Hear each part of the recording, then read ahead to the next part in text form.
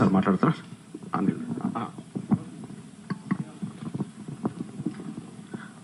అందరికీ నమస్కారం.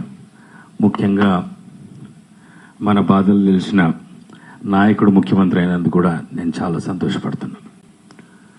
తన పాదయాత్రలో భాగంగా ఆర్మూర్లో ఆగినాం.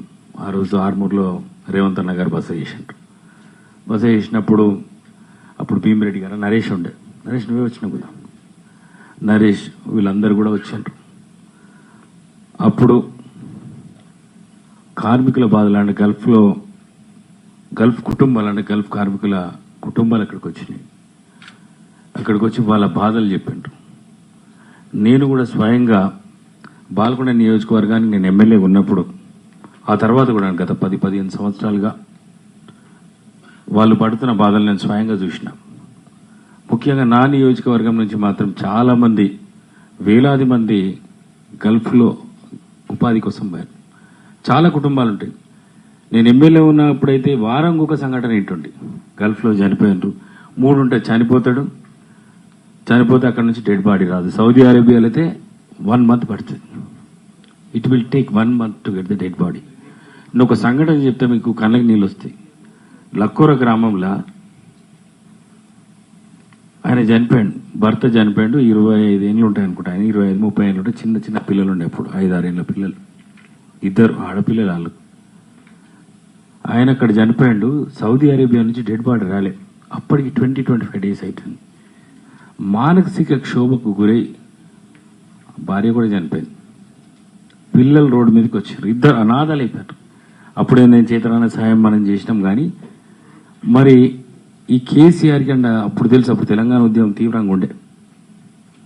మరి ఇదే తెలంగాణ ఉద్యమం తీవ్రంగా ఉన్నప్పుడు కేసీఆర్ ఈ గల్ఫ్ బాధితుల గురించి ఎన్నో మాటలు మాట్లాడాడు. ఈ 10 ఏళ్లలో చేయలే.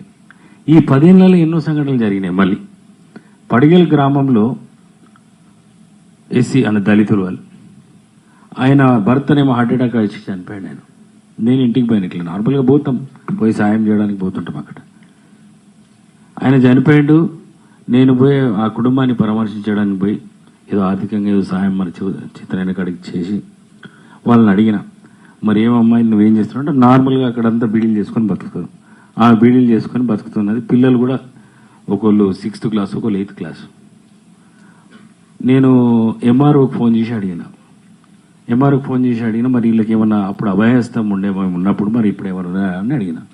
ఏం లేదు సార్, భూమి ఉన్నదా అన్నాడు. అరే భూమి లేకనే కదా అడిగిపోయింది, భూమి అంటే ఏమైనా వ్యవసాయం ఏదో వేసుకుని బతుకుతుండే కదా. ఆ తర్వాత మళ్ళీ కలెక్టర్కి ఫోన్ చేసిన. కలెక్టర్కి ఫోన్ చేస్తే కూడా అదే మాట, భూమి ఉన్నదా సార్, భూమి అంటే ఇద్దామేమనంటే, భూమి లేకనే కదా కిరాయి ఇంట్లో బతుకుతున్నారు, బీడీలు చేసుకొని బతుకుతున్నారు. మరి వాళ్ళ పిల్లల భవిష్యత్తు ఏంటిది అని అడిగితే ఏం చేయలేము సార్, భూమి సెంటు భూమి అంటే ఏదో ఉంటే ఇస్తామని. అప్పుడు చాలా కోపం వచ్చి కలెక్టర్ని కూడా కోపడ్డా. తరకాయ ఉందా మీకు, అసలు నిజంగా ఇదేనా పద్ధతేనా, మానవత్వం ఉన్న ప్రభుత్వమేనా ఇది అని చెప్పేసి ఆ రోజు కోపడ్డ. తర్వాత అన్నతో నేను చాలాసార్లు డిస్కస్ చేసిన, ఇట్లా జరుగుతున్నాయి అన్న రేవంత్ అన్నతో. తను PCC ప్రెసిడెంట్ ఉన్నప్పుడు ఇవన్నీ డిస్కస్ చేసినప్పుడు చెప్పండి, అనిల్ మనం వాళ్ళకి సాయం చేయాల్సిన అవసరం ఉన్నది, వాళ్ళ బాధలు తీర్చాల్సిన అవసరం ఉన్నది. అందుకే ఆర్మూర్లో ఆ రోజు నరేష్ నువ్వు తీసుకొచ్చినావు, చాలా మంది తీసుకొస్తే అన్న అందరితో మాట్లాడి మీటింగ్ చేసుకున్నాం. మహేష్ అన్న కూడా ఉండే. ఇప్పుడు తన ముఖ్యమంత్రి అయింది కాబట్టి ముఖ్యమంత్రి కాగానే ఇలా 5 లక్షల రూపాయలు ఎక్స్‌గ్రేషియా ఇవ్వడం జరుగుతుంది. ఇది మానవత్వం అంటే. మానవీయ కోణంలో అంటే మానవత్వం కలిగిన ఒక ముఖ్యమంత్రి, మానవత దృక్పథం కలిగిన ఒక నాయకుడు మన ముఖ్యమంత్రి అయినందుకు నేను నిజంగా సంతోషపడుతున్నా. తప్పకుండా ఏదో గల్ఫ్ కార్మికులకు ఏవైతే బాధలు కష్టాలు ఏమైతున్నాయో అవన్నీ తప్పకుండా తీరుస్తాడని నాకు పూర్తి విశ్వాసం ఉందని ఈ సందర్భంగా మీ అందరికి తెలియజేస్తూ, భీమిరెడ్డి గారికి అందరికి కూడా తెలియజేస్తాను.